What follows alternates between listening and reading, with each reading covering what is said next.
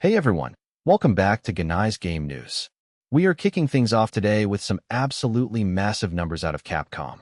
According to PC Gamer, Resident Evil Requiem has officially crossed the 7 million copies sold mark. And here's the jaw-dropping part. It did that in just 2 months. To put that into perspective, the critically acclaimed Resident Evil 4 remake took a full year to hit that same milestone. Requiem didn't just beat it, it absolutely blew past it. Capcom reportedly celebrated the occasion with a couple of custom cakes, which honestly feels like the right move when your game is selling at that pace. Whether you're a longtime RE fan or you jumped in fresh with Requiem, there's no denying this franchise is in peak form right now. Capcom is clearly doing something very right, and it'll be exciting to see where those numbers climb from here. Alright, next up, big news from the Final Fantasy XIV Fan Festival, and there is a lot to unpack. Let's start with the headline everyone's been buzzing about. As reported by GameSpot, Square Enix CEO Takashi Kiryu officially confirmed that Final Fantasy XIV is coming to the Nintendo Switch 2. Yes, one of the biggest MMOs on the planet is going portable. The idea of running raids and grinding dungeons from your couch or on the go is genuinely exciting.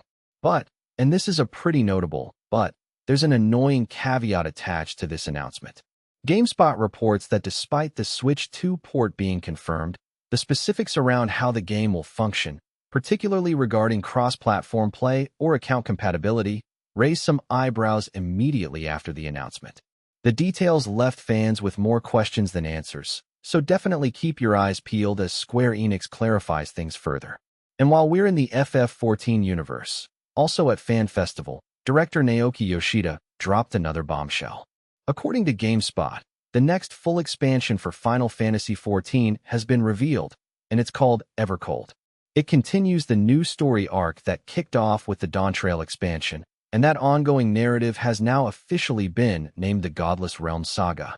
The teaser trailer teases a wintry, apocalyptic world where the Warrior of Light must reunite with old friends to face a creeping frozen catastrophe. Sounds epic. And on the PS4 front, Yoshida made it clear that Final Fantasy XIV's days on Sony's last-gen console are numbered.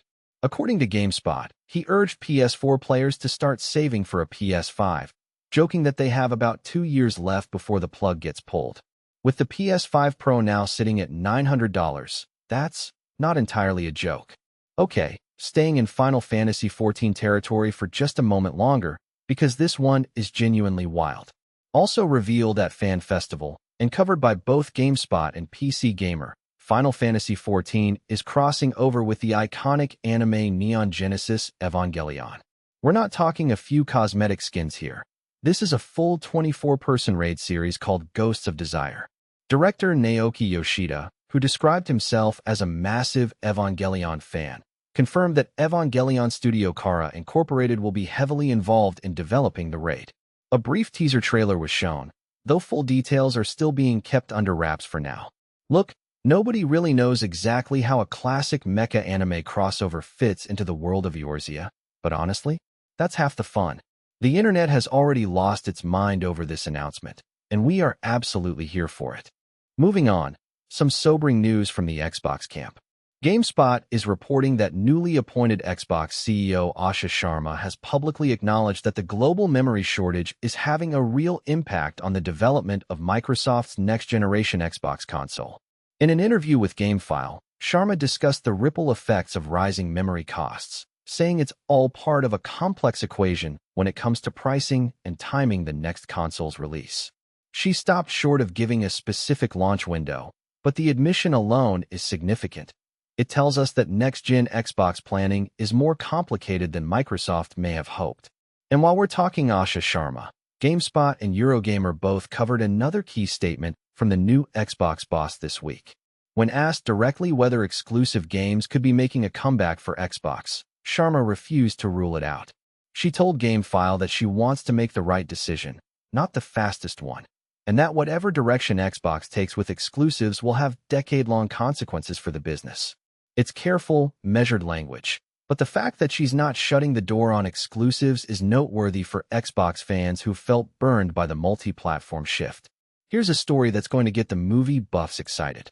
GameSpot and PC Gamer are both reporting that a Battlefield movie is officially in development, and the names attached are seriously impressive. Christopher McQuarrie, the creative force behind the recent Mission Impossible films, is set to write, direct, and produce the project. On top of that, Oscar-winning actor Michael B. Jordan, fresh off his incredible performance in Sinners, is reportedly attached as a producer, with the possibility he may star in the film as well. This announcement comes hot on the heels of Paramount's confirmed Call of Duty movie, which means we could be looking at a full-blown battle of the military shooter franchises playing out on the big screen. Given McQuarrie's track record with pulse-pounding action and large-scale set pieces, a Battlefield adaptation feels like it could genuinely work. We'll be watching this one closely. Switching gears to some exciting pre-order news. GameSpot reports that Splatoon Raiders is now open for pre-orders, with the game confirmed for a July 23rd release exclusively on Nintendo Switch 2. This one is a notable departure from the classic Splatoon formula.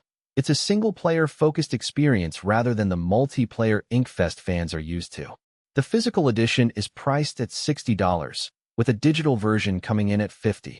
And for the Amiibo collectors out there, 3 brand new Splatoon Raider Amiibo figures are also available to pre-order right now. It's been nearly 4 years since Splatoon 3 launched, so this is a welcome return for the Squid and Octopus crew. And speaking of exciting pre-orders, also from GameSpot, Ratatan, the rhythm roguelike from the creator of the beloved Patapon series, has officially opened pre-orders ahead of its July 16th launch. It's coming to PS5, Nintendo Switch 2, and PC. The standard edition lands at $40 physically, and a digital deluxe edition with extra exclusive content is also available. If you were a Patapon fan back in the PSP days, this one should absolutely be on your radar. Now here's a story with some legendary gaming industry energy. PC Gamer is reporting on a wild revelation from American McGee, the developer behind Alice, Madness Returns.